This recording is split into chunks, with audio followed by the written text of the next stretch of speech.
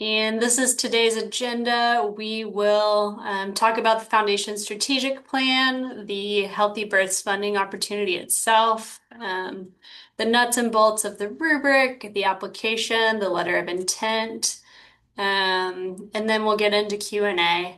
Um, and with that, I will pass it over to today's facilitators, our senior program officers, Andrew and Abena. We'll let them introduce themselves and then we will jump right in. Thank you, Claire. My name is Abena Asante. I'm super excited to be the co-host for today's webinar, Healthy Birds, Healthy Communities.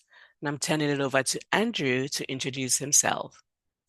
Thanks, Abena. Good morning, everyone. I'm Andrew Levac. Like Abena, a senior program officer with St. David's Foundation, and really excited, like she is, to talk to you about this funding opportunity.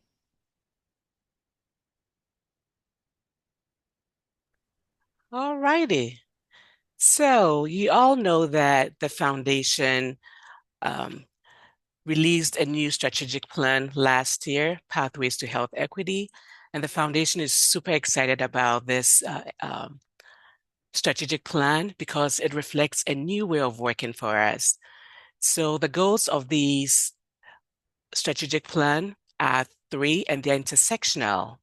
So there is a goal area around increased access to quality care designed to advance health equity.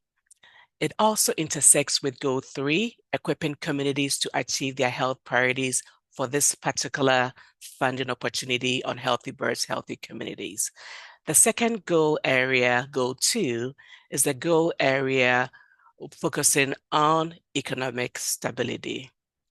So these three goal areas that I quickly went over explains what we fund and support. But this plan that you're looking at embraces how we work differently as a foundation. It was informed by the community conversations that we had. It was informed by the community health needs assessment and other data points. So this means that this strategic plan, we're going to make more funding opportunities accessible to our entire community through an open and transparent process. It also means that we are working upstream to not only address immediate barriers, but working on issues that impact systems. I invite you to look at our new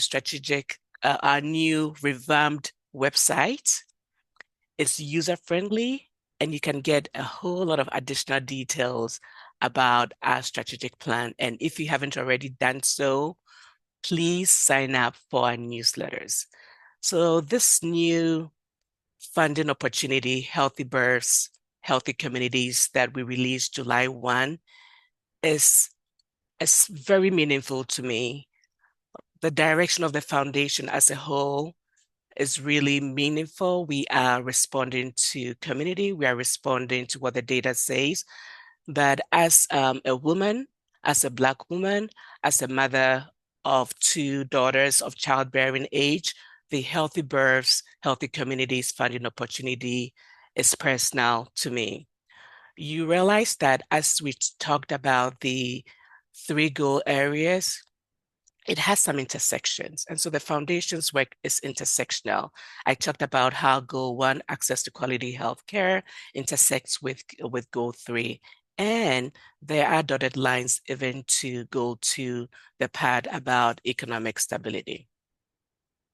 Overall, our direction as a foundation is exciting. And I'm looking forward to the proposals that come in for this funding opportunity. Next slide, please. So a huge, huge thank you to our community partners, both grantees and non-grantees who helped inform the design of this funding opportunity. We also, as I mentioned, used the community health needs assessment and other data sources.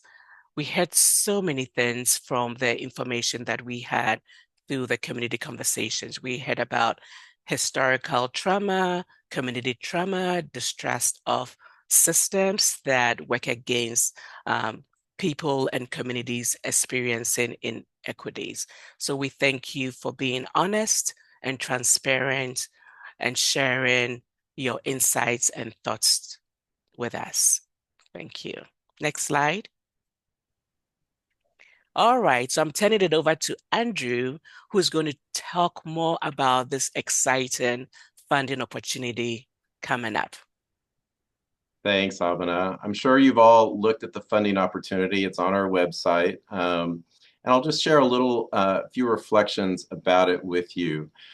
First of all, it's based upon our foundational belief that healthy births and healthy mothers are a cornerstone of healthy communities.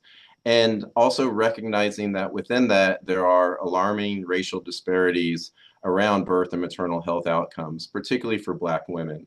And so, this work is to improve maternal and health equity and getting at some of those root causes of those disparities that exist in our communities. And I'll also share that, what's partly really exciting about this funding opportunity is it's really building on a history of long-term investments that we've had in the field of women's health. For close to 10 years, about 8 years, we've been making targeted investments in disparities around women's health. And before that, we've got a long history of investing in family planning and reproductive rights throughout Central Texas. So this work really builds on that, but it's an opportunity to build out that ecosystem and expand it even more. So it's an opportunity for real growth in this area and sort of our doubling down of that commitment as a foundation.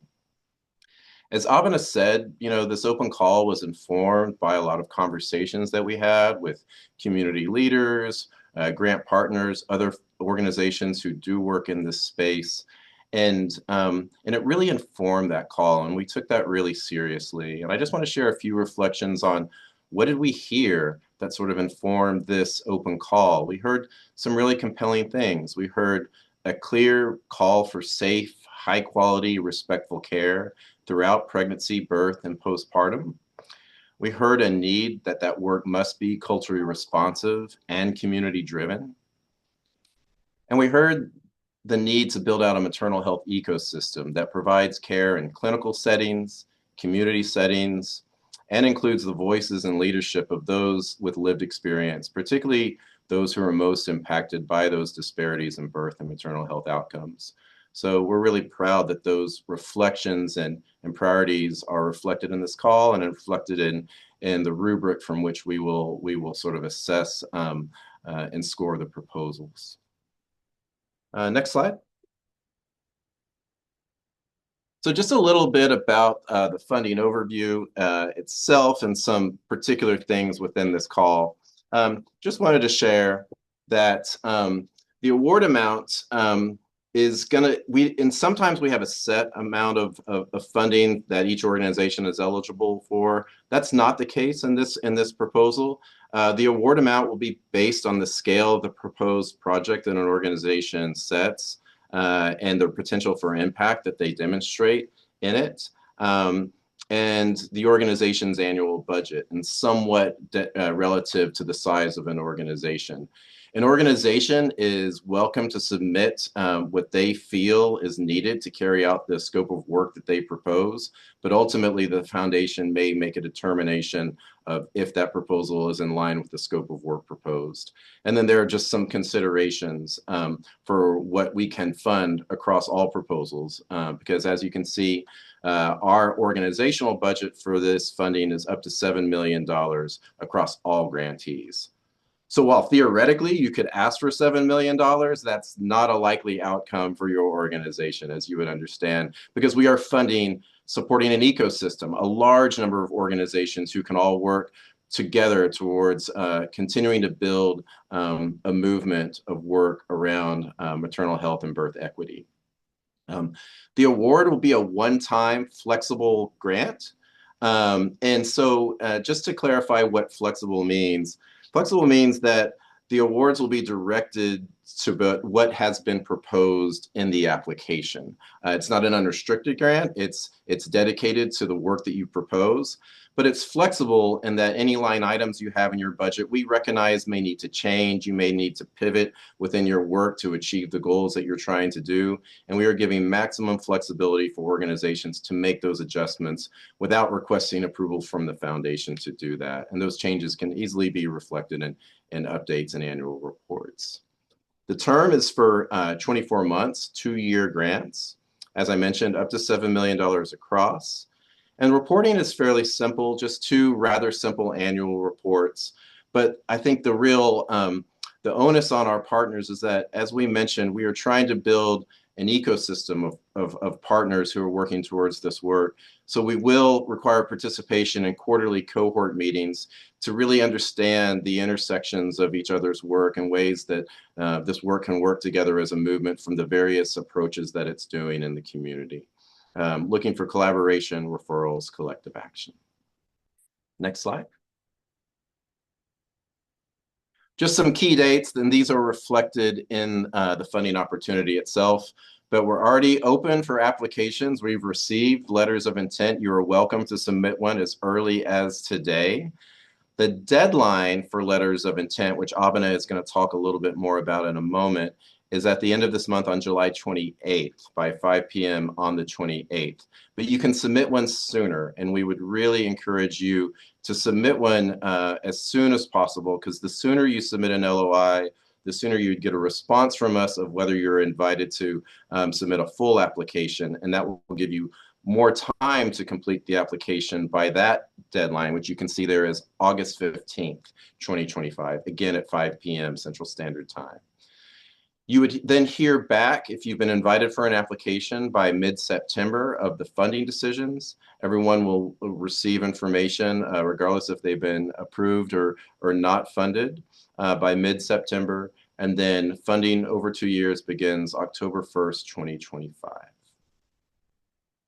Next slide.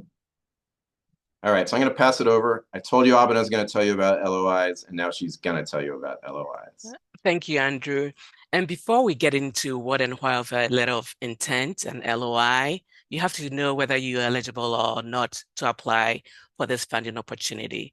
And so here's eligibility criteria, which is also on our website. You must, as an organization, operate in one of our 5 counties, Bastrop, Caldwell, Hayes, Travis, and Williamson counties. You should also be a tax-exempt organization under Section 501c3 of the Internal Revenue Code with a valid determination letter at the time of the LOI submission.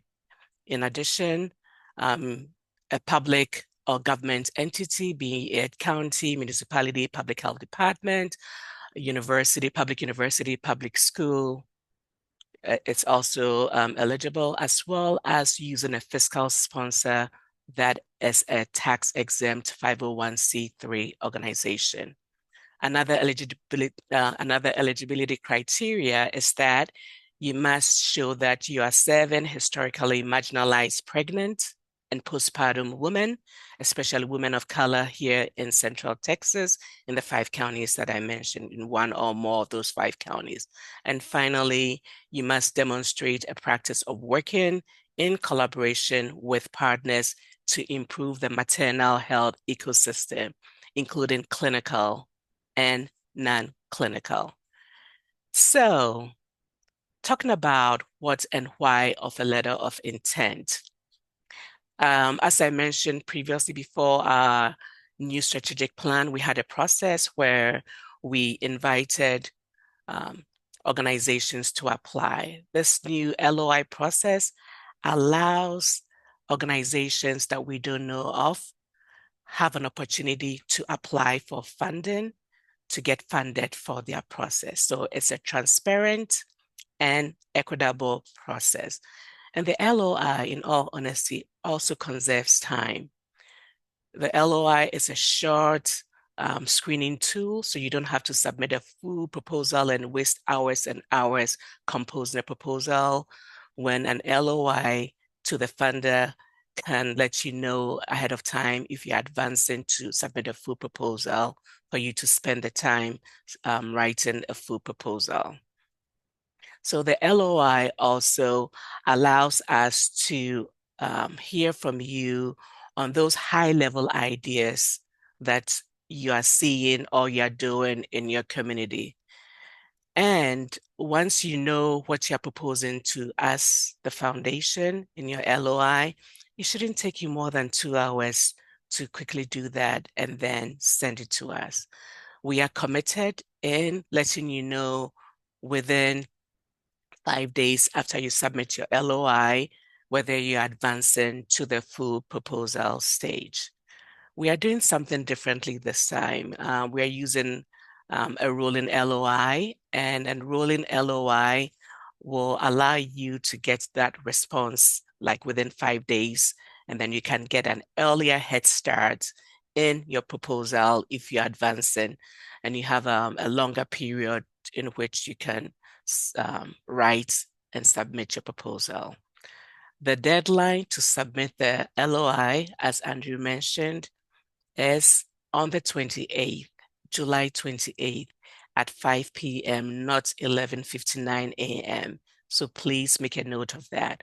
And if you do advance to submit a full proposal, that deadline is August the 15th, again at 5 p.m. If you are an organization with loads and loads of great ideas, yes, you can submit multiple LOIs as long as the LOIs that you are submitting reflect different scopes of work. Next slide. All right. So what are we looking for in the letter of intent question? I told you that you shouldn't spend more than 2 hours of it. So what we want you to share with us is a brief summary of the proposed work that should indicate a clear description of how you are proposing to do this work to help advance culturally relevant and community-led solutions that serve our marginalized, pregnant, and parenting Central Texans, emphasizing women of color with a goal to improve birth and maternal health outcomes. Clinical and non-clinical all are involved in helping build and strengthen the maternal ecosystem. So in the LOI, you have the opportunity to write lots and lots and lots of words, but that doesn't guarantee that it's going to advance to inviting a full application. We've learned from experience that you can convey and answer the letter of intent question in 500 words or less. So please take advantage of being succinct and responding to the question in 500 words or less. All right, so another thing that, okay, one other point, and then Andrew, you can go on. What we are looking at is that you don't have to be proposed like new work. We expect most of the proposals that come in to build on existing work. So we are looking to nurture, we are looking to grow, we are looking to refine some of those good things that you're already doing in the community. And this is a one-time funding, as Andrew mentioned, 24 months. So have that in perspective as you craft your letter of intent, and if advancing to a full proposal when you write your full application. Now, Andrew, tell us about the rubric. Thanks, Avana. Yeah, I'm going to tell you all more about sort of what happens after the LOI and the rubric, which is so important in how we assess the applications. So as Avana mentioned, you provide a brief overview within the LOI about the proposed work and how it fits within the potential for impact category here within our rubric. And then if you're accepted to submit a further application, then you actually look here at the application rubric, which is so important. Just a few things about the application. Again, submit your LOI within about 5 days. Oftentimes sooner, you'll be receive information if you've been invited to submit an application. And then to do the application, the rubric is really the fundamental piece that you'll be addressing. You'll provide a request title, a requested grant amount, a proposed project budget. But the meat is this description of the work that you are proposing to do in the application. And really what we're asking you to do is to address all 6 of these rubric categories in that description of work. They include being equity focused, your potential for impact, how your work is of and by the community, your team's capacity to carry out that work, how you're addressing health, equity, innovation in that work, and collaboration.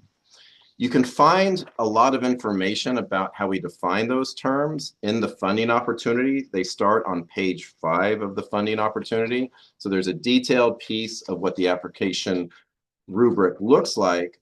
And then we go into detail about how we would score each of those categories.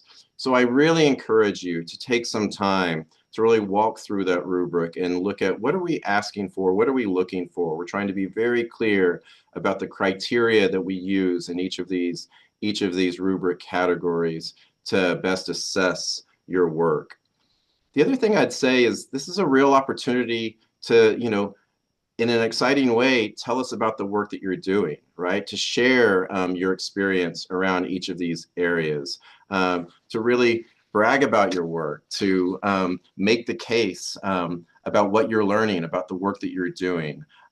We honor your expertise. We want to hear about this. So rather than seeing this with dread, I say, see this as an opportunity to really tell your story through the lens of these 6 different categories.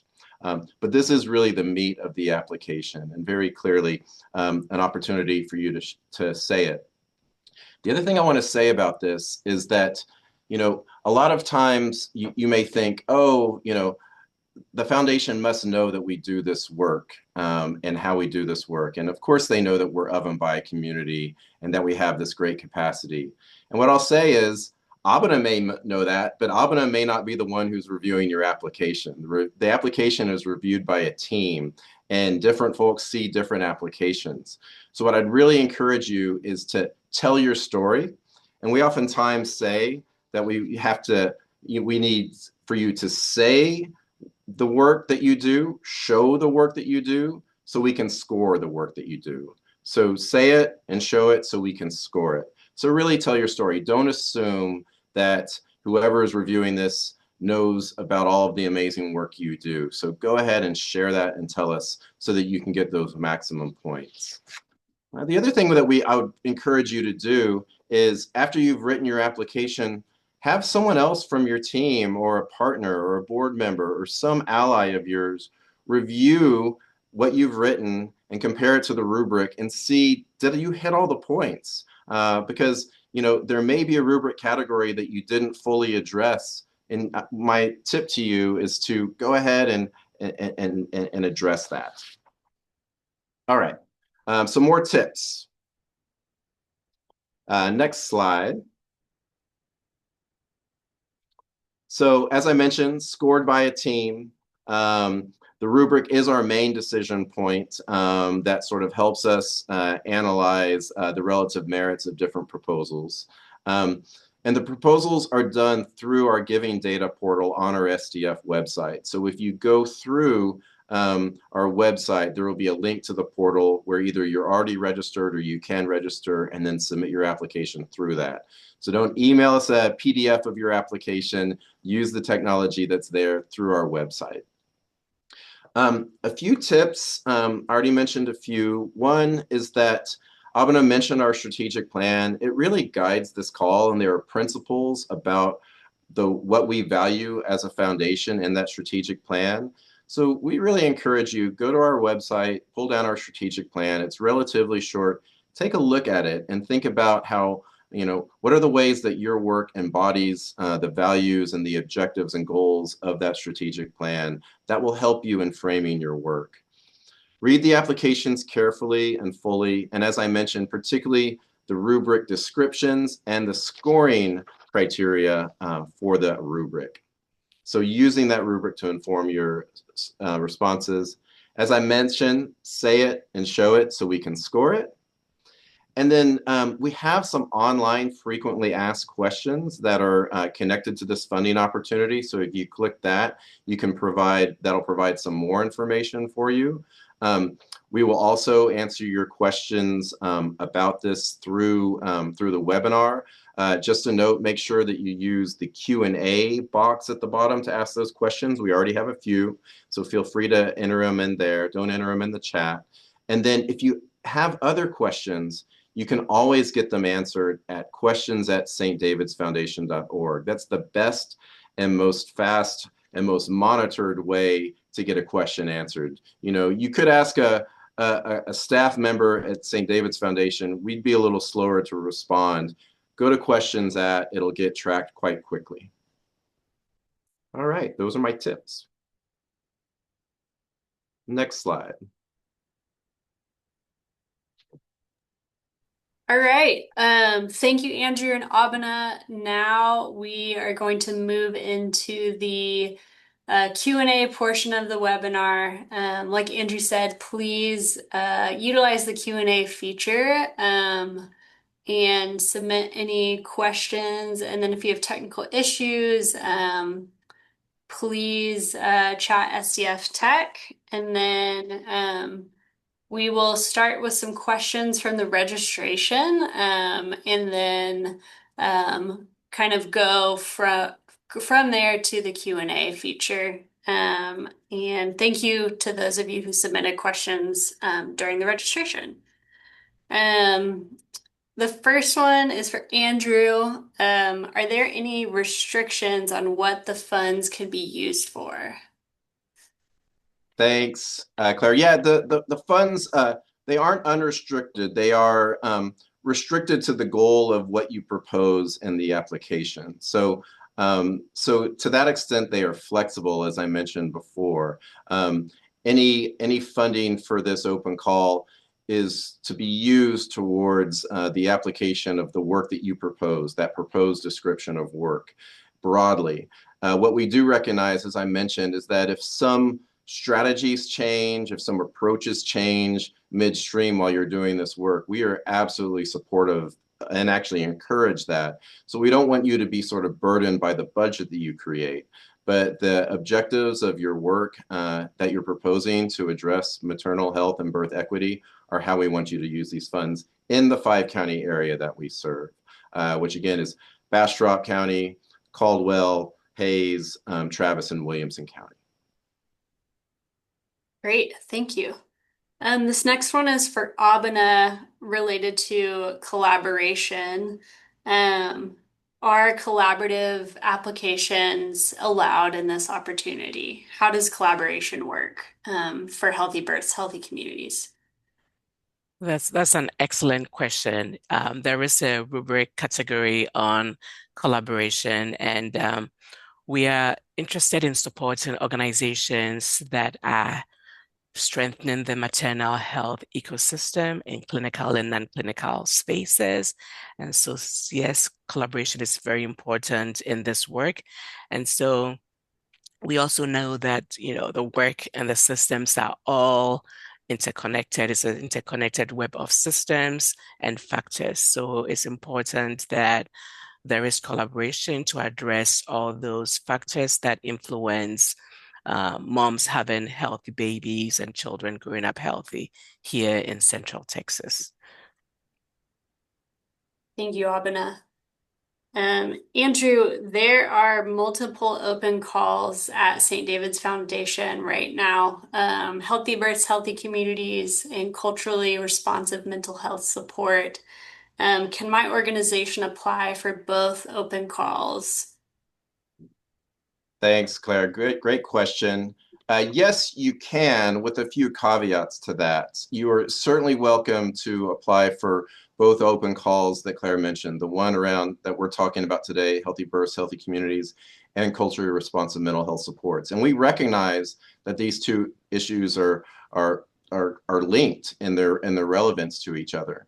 What we would say, though, is that if you are going to apply for both, we would want two distinct scopes of work, two different applications for that. If you see the intersections between the two, we wouldn't want you to apply make the same proposal for both. What we would encourage you to do is identify which of those two calls is most aligned with the work that you're proposing and submit through that application. But if you do have two different interventions, two different approaches for the two different open calls, you are more than welcome to apply for both. Great, thank you. Abena, what is the funding range per organization or typical grant amount anticipated? What's the maximum request award? We were wondering if you could speak to grant amount. Thank you, Claire. So we have $7 million allocated for this particular funding opportunity. And as you've heard, there'll be multiple one-time 24-month long grants made. And the awards will be based on a number of factors, will be based on the scale and sustainability of the proposed work. It will be based on the organization's potential for long-term impact and the organization's annual budget. So all those factors take into play what the final award size would be to organizations that are funded.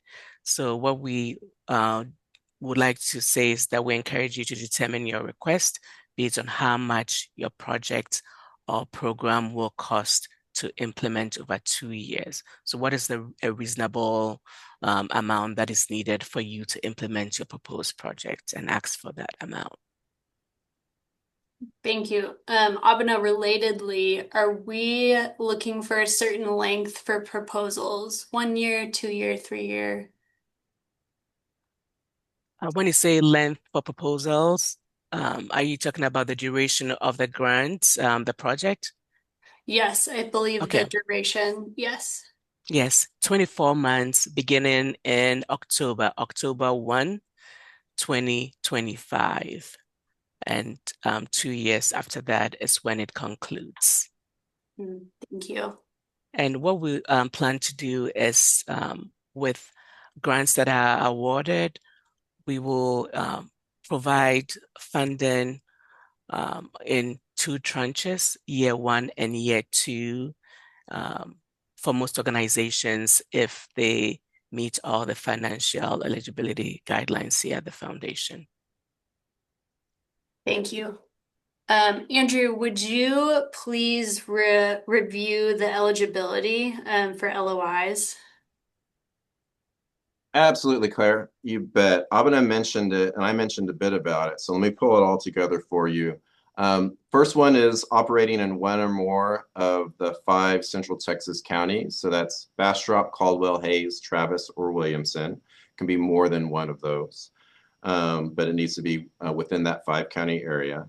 You need to either be a tax-exempt 501c3 organization, a public or governmental entity, a public university or public school, or you can, in this case, use a fiscal sponsor that's a tax-exempt 501c3 to represent the work that you are doing.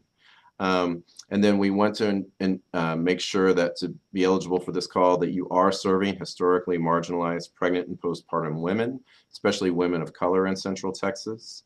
And then we also want you to be able to demonstrate a practice of working in collaboration with partners to improve the maternal health ecosystem. As we mentioned, this group will be meeting on a quarterly basis that includes clinical, non-clinical care partners to have community voice, to create a movement around improving maternal health and birth equity in Central Texas. So we want to have that recognition that the organization has the ability to work collaboratively.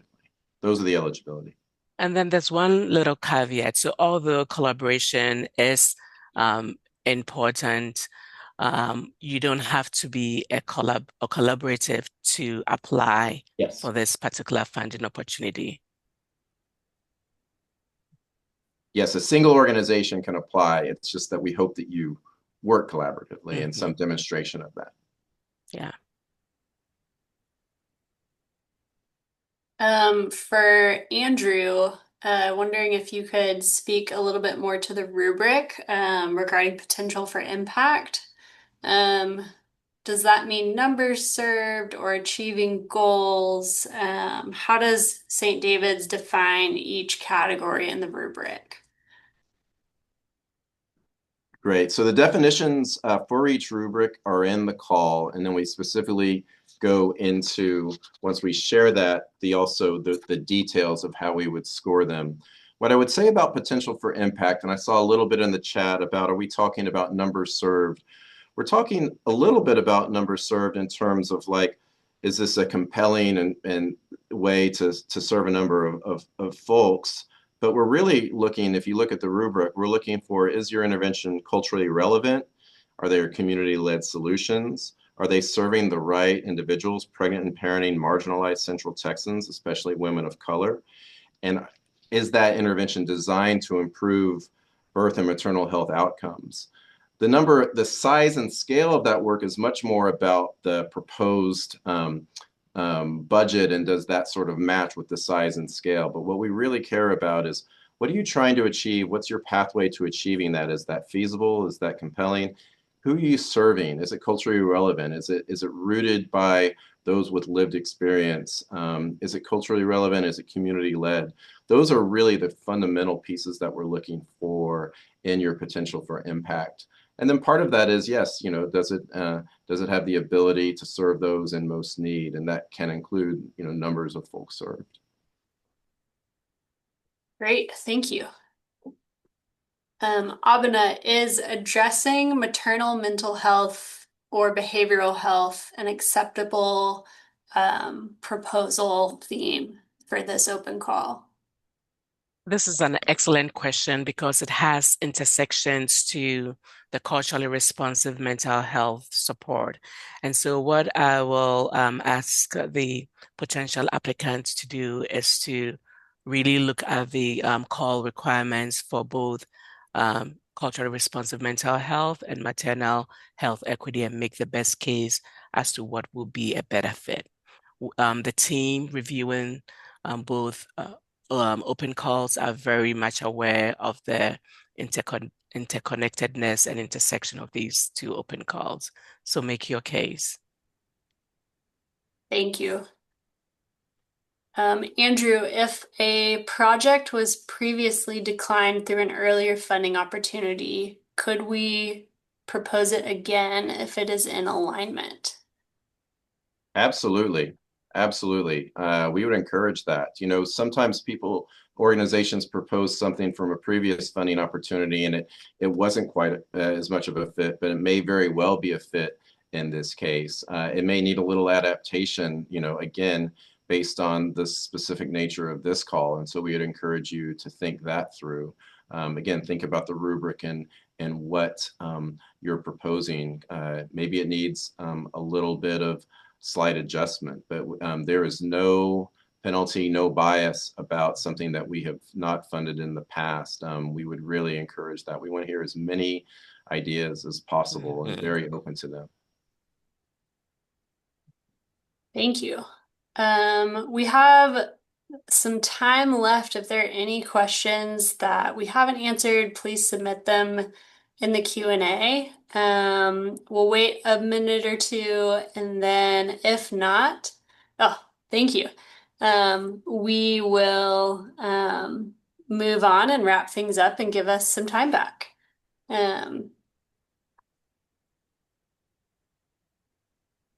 Andrew or Abena, how are organizations' annual budgets being considered? If it's a larger organization but needs specific programmatic funding, how would the budget be considered in an application? I can start, Abena. We just like to understand sort of the broad operating budget of an organization as just a starting point for considering what proportion of the foundation's funding is representative of the organization's overall funding. And sometimes it's an indicator of the existing capacity and scale at which an organization can work. But there's not a set formula for that. So it's just one indicator of many that we use in determining is the proposed budget in sort of alignment with our suggested award if an application is recommended for funding.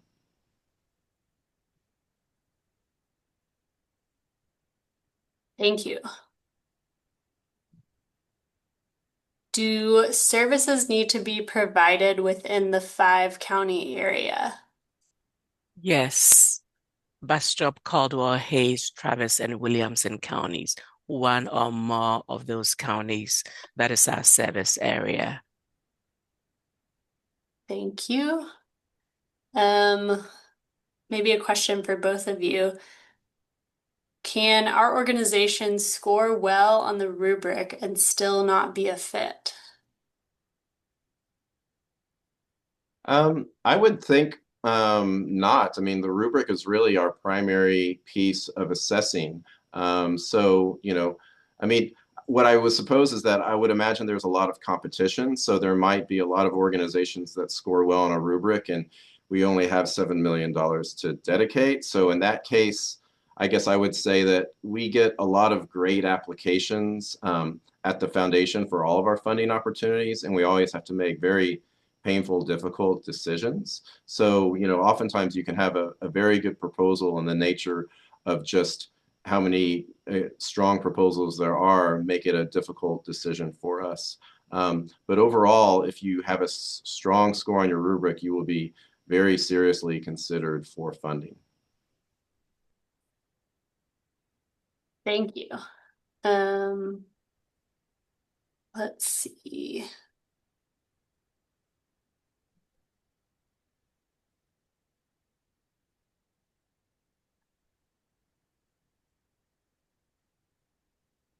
A good eligibility question regarding county service areas. If our service area is one or more of the 5 counties, are we allowed to serve other counties not listed? I'll take a crack at that. Albany, you want to answer it? Yes. So if I'm understanding the question right, um, you have to indicate the counties that you are serving, and it could be either one of our 5-county areas or a combination of those 5-county areas. And it has to be those 5-county areas that our investment could impact. Yeah, I'll just share that, we've had this question in the past. One thing that we make clear is you can have an intervention that works in counties beyond ours. Our funds would need to be dedicated to one of the 5 counties that we serve. You could certainly complement that same work in other counties with other funding, and we certainly encourage that. But yes, again, like Abana said, our funding is limited to that. Yeah.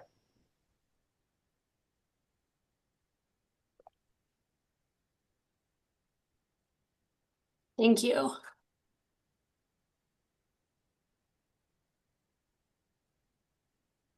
Let's see.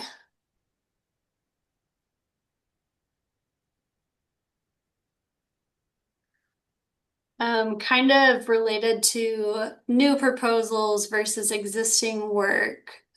What if our organization currently serves in adjacent counties and proposes to expand services to one of the 5 counties?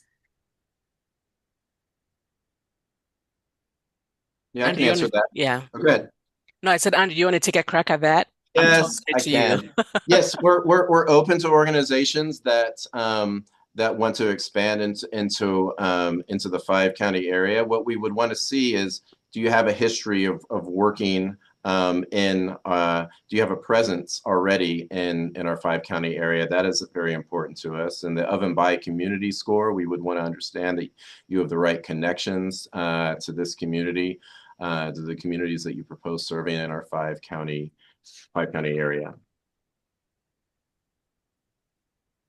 And relatedly, if you Uh, all, or just Abhinav, if you could highlight, does the proposal and funding need to be applied to a new project or existing work?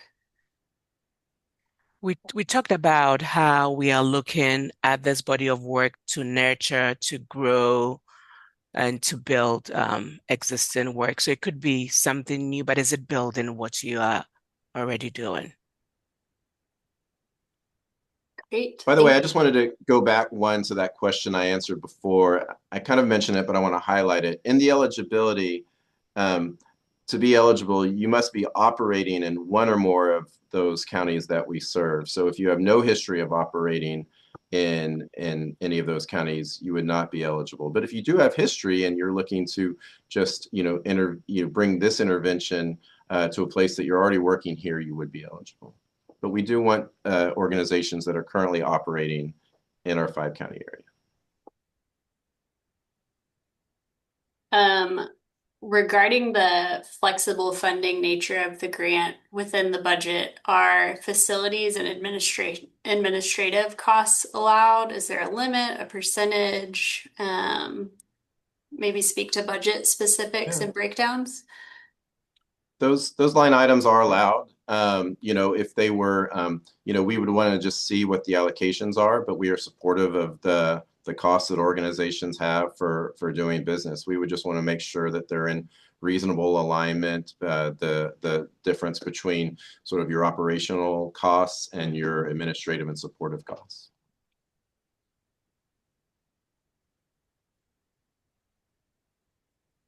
Great. Thank you so much. We are going to wrap a little bit early. Thank you everyone for your questions, your thoughtfulness, and the work that you are doing. Again, we will send out a recording of the webinar. But if you have additional questions that come up later or as you're reading the LOI or the funding opportunity, please email questions at stdavidsfoundation.org. We are fairly quick to respond in order to keep your work moving forward in the application process. If you have technical questions regarding the application portal, passwords, please reach out to grantsinfo@stdavidsfoundation.org. Thank you, thank you, thank you for your time this morning and the work your organization does in Central Texas. We are grateful and excited to see the work that is being done in our community through this funding opportunity. And Claire, please can I just note say one that, thing? Yeah. okay, please note that we are continually updating the FAQs, so continue to reference that as you complete your LOI and your full application. Yeah, the frequently asked questions will be updated in the next week or so. So Mhm. keep an eye on that. Also, we saw different questions coming in the chat and in the Q&A. If you had a question, we sometimes aggregated those questions. If you've asked a question you don't feel it was fully answered, use questions at St. David's Foundation and feel free to resubmit that question and we will promptly respond to it. Thank you, and we wish you all the best of luck, and we appreciate you taking the time to join this webinar. Thank you for all the work you do here in Central Texas. Thank you.